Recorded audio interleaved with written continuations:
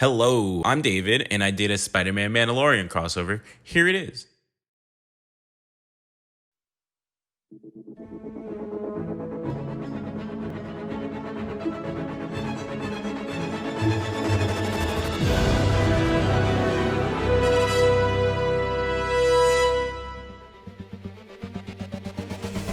So for any Star Wars fans that stumbled upon this video, if that looked familiar, that's because it is.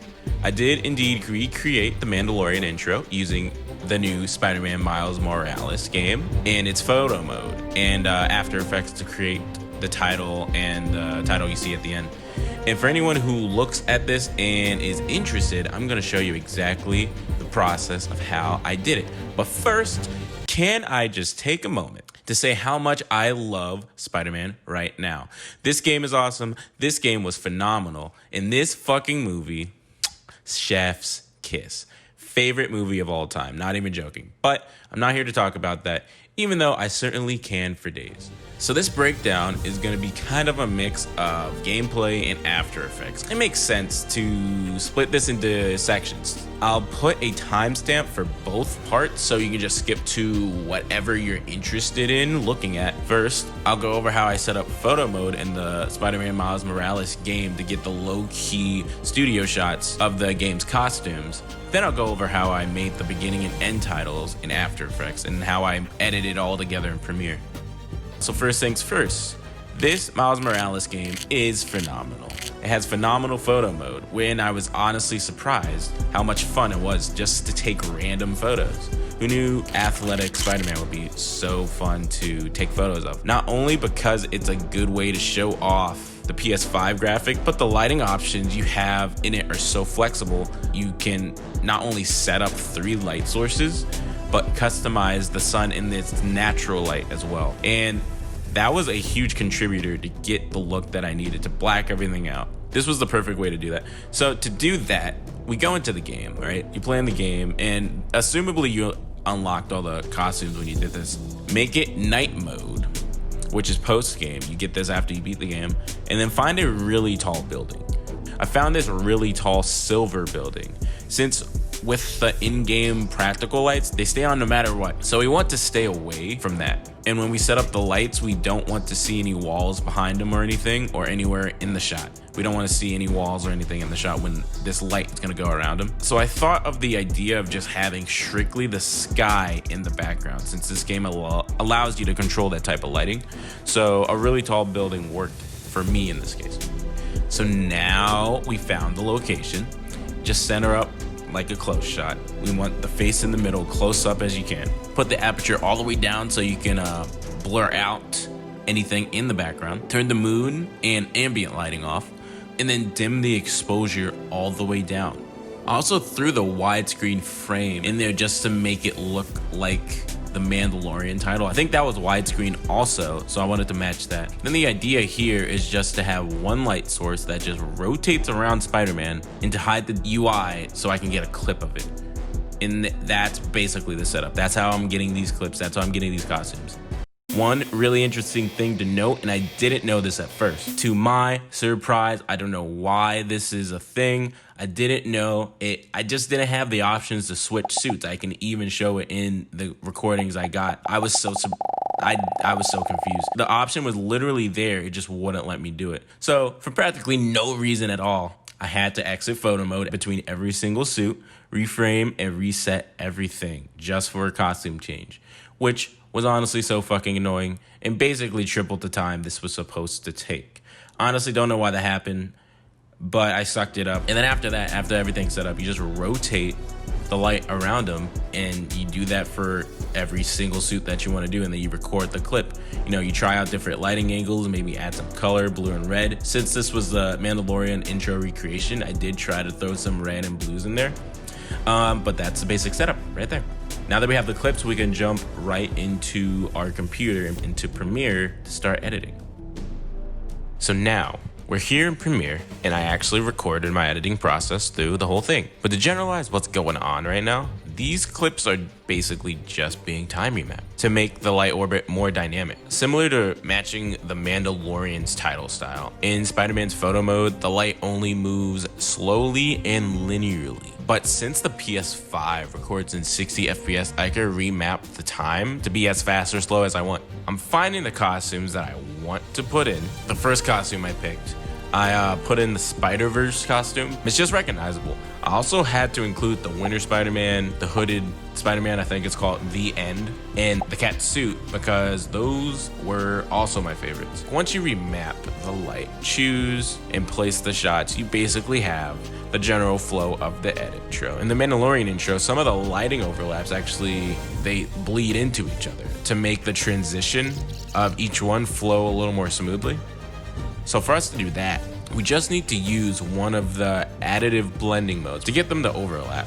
So here in this specific project, I use lighter color to only mix the light colored pixels and get rid of the black colored pixels. And then I tinted some of the clips red and blue since that was the color theme for the Mandalorian, although I choose to have more liberty in this project. For some costumes, I decided to lean into whatever this Premeire or whatever color that popped in that specific costume. With that, I think I can jump into After Effects to show how I did the beginning and end titles, which to me was the funner part. So here we go.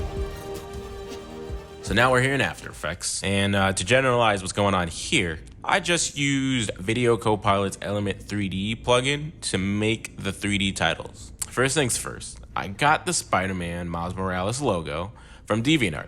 I think it was DeviantArt. I just Googled it, and whatever PNG transparent file that I could find, that's what I downloaded, and then I imported it into After Effects. Element 3D can take data from masks and text layers. So what I did was I took the PNG, and since it's transparent, I used auto trace. That's basically the computer recreating the logo shape through its alpha channel and makes it into masks.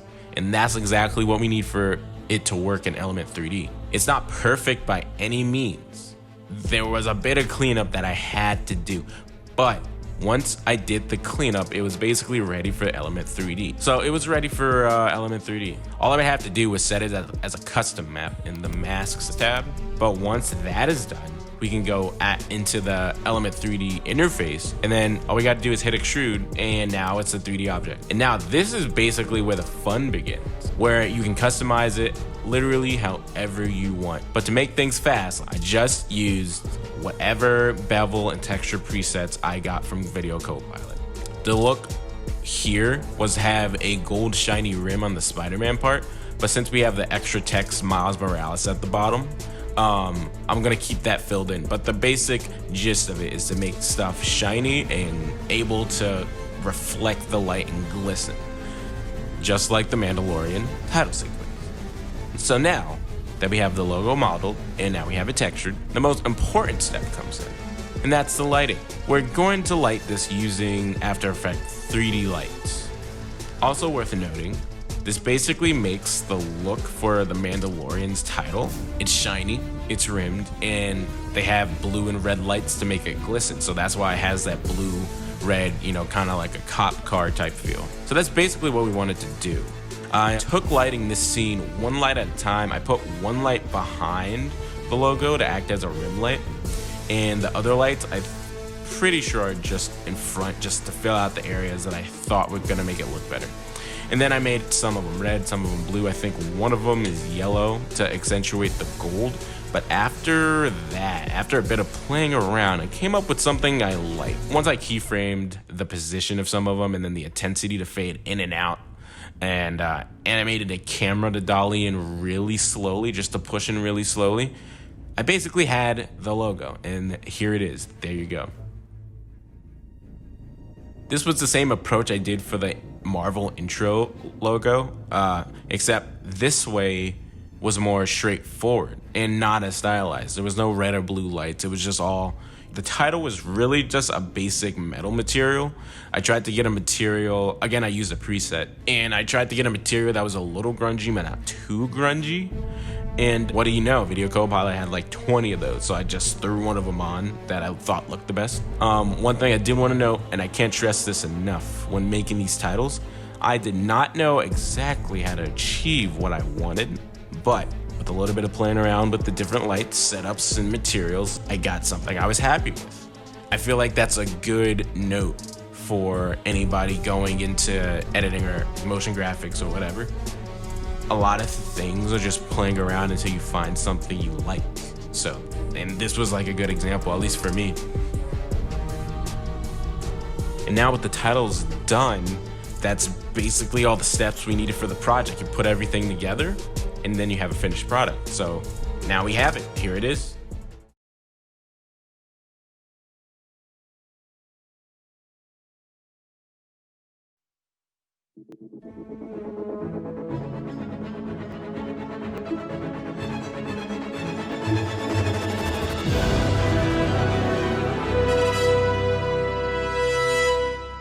That's basically it. Hopefully all of that made sense. It's a little less of a tutorial thing and more just breaking down my thought process behind all of this. But what I do like doing is making semi-cool things and showing you how I did them. So if that sounds cool to you, keep posting stuff like this and we're just gonna have fun.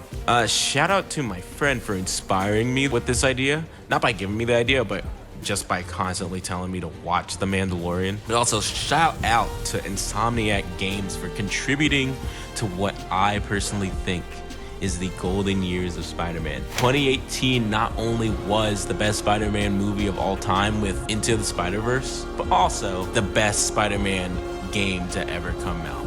And that includes Spider-Man 2. I know that's a classic. I want to think of that as more of the older brother to this one. We are in the golden age of Spider-Man, guys. I am happy to tell you guys with Into the Spider-Verse, Spider-Man 1 for the PS4, and now Miles Morales, a black man as Spider-Man? Oh my God. And I do want to end with this note. Into the Spider-Verse is the best movie of all time, and I am willing to debate anyone on how wrong they are if they bring up Tobey Maguire's overly dramatic ass. Okay, bye.